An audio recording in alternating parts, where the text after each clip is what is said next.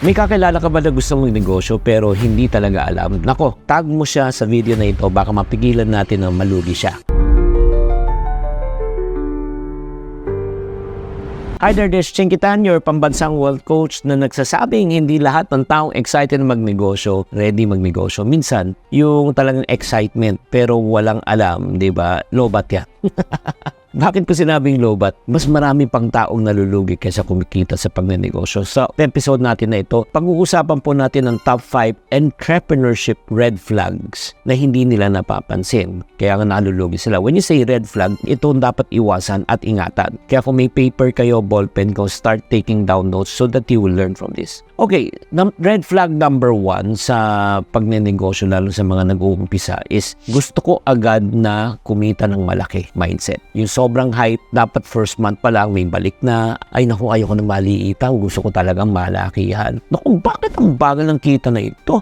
Alam mo, pag yan ang mindset and way of thinking mo, you are being set up for failure and talagang target ka ng mga tinatawag natin ng mga scammer. Because yung mindset mo is instant success eh. Alam mo, mangyayari niyan, kung nagmamadali ka, instant failure at instant burnout. Walang microwave sa business. Kailangan talaga ang pagnenegosyo ay anong proseso talaga siya eh. Para siyang slow cooking, hindi siya fast food. So number 1, iwasan po natin yan. Red flag number 2, kung bakit nalulugi ang negosyo, ito, yung parang kokopihin ko na lang ang negosyo niya, copy-paste, business mentality.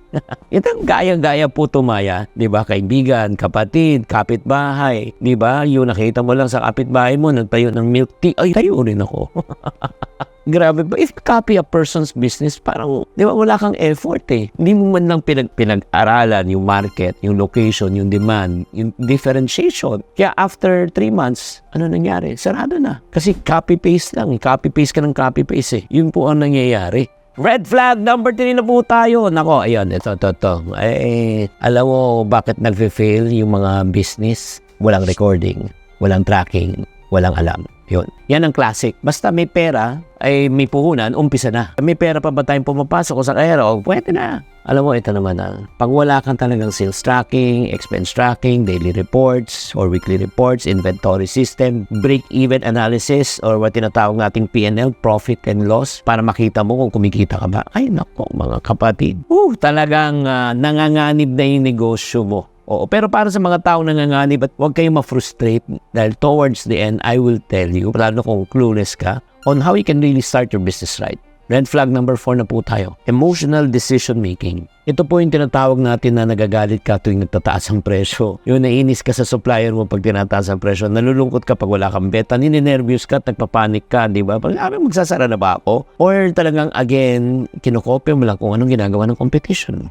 Alam mo, business should not be built on emotions but business should be built on logic and numbers and data. Kung feelings ang CEO talaga, yun talaga yung ikaw, founder, panay, feelings, nothing more than feelings, nako, malulugi ka talaga. Red flag number 5 na po tayo, mga kapatid. Are you learning so far? If you're learning, type learning sa comment section. Red flag number 5 kung bakit talaga yan yung dapat iwasan natin sa pagbibusiness. Yung ayokong gumastos.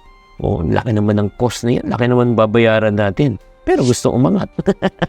Ito yung pinaka-common eh. Ayaw mag-invest sa marketing, ayaw magbayad ng training, ayaw magkumuha ng consultant, ayaw bumili ng tools, ayaw mag-expand, ayaw mag-upgrade ng system. Pero gusto naman lumaki, lumago, yumaman. Ay nako. Bakit kaya tayo na talagang willing tayo mag-invest sa mga trips, travel, upgrade ng cellphone, di ba? Pero yung negosyo natin, ayaw nating invest. Hindi mag-grow ang negosyo mo kapag may tipid mindset ka. It grows by what we call a smart investment mindset.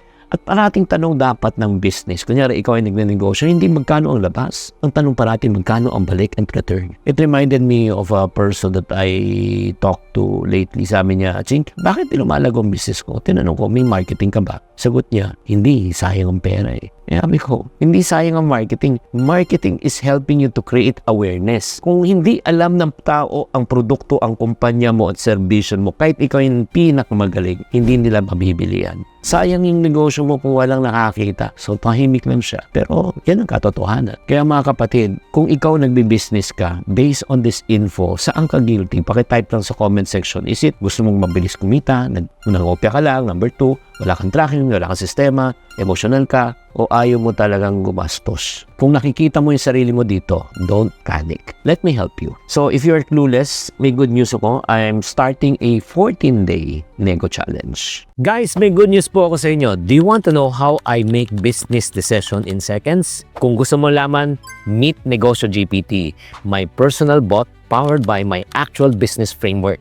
So kung gusto mong makuha to for free, again, you want to get access for free, click the link below or just type Nego GPT to gain access. See you there! A 14-day Nego Challenge na sasamahan kita for 14 days. May panonooding kang video every day. Pagkatapos po niyan, may gagawin kang challenge. Pag natapos po yung challenge, may bubuuin po tayo para matulungan kita para maging successful. So if you're interested, this is not for everyone. These are only for people who wants to start. If you're interested, check nyo na lang yung comment section, okay? And then sabihin nyo lang Nego Challenge, Nego Challenge. So maraming salamat po mga kapatid. Kung may kakilala kang entrepreneur na kailangan marinig to, please itag mo na lang, copy-paste, i-share mo sa kanila para makatulong po. Tatandaan, tamang karunungan, tamang disiplina po ang susi sa pagyaman. Chinky Tan, with over 6 million Facebook followers, 2.8 million YouTube subscribers, and 2.4 million TikTok fans, is now all out to share with you the most practical, simplest path to lasting wealth.